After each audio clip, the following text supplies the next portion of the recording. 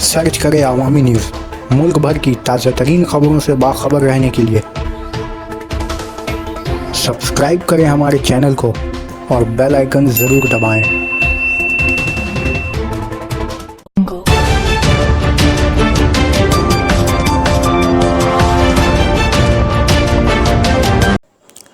साबिक सदर जमहूरिया APJ अब्दुल कलाम ने दिया था इसरो को चंद्रयान 2 का मशवरा।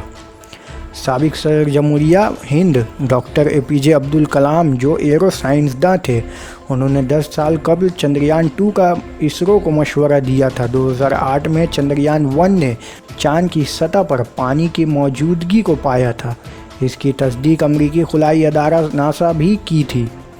डॉक्टर कलाम ने मुंबई में एक सेमिनार से खिताब करते हुए कहा था कि इसरो और नासा को चाहिए कि वो चंद्रयान 2 मिशन में रोबोटिक पेनिट्रेट लगाए ताकि चांद पर पानी के साल्मों की मौजूदगी के बारे में पता किया जा सके। उन्होंने कहा था कि इसरो और नासा दोनों को चंद्रयान 2 मिशन पर काम करना चाहिए। उन्होंने अमेरिका के California institute of technology America के दौरे के दौरान हुए तबादला ख्याल के सीज़न में ये मशवरा दिए थे।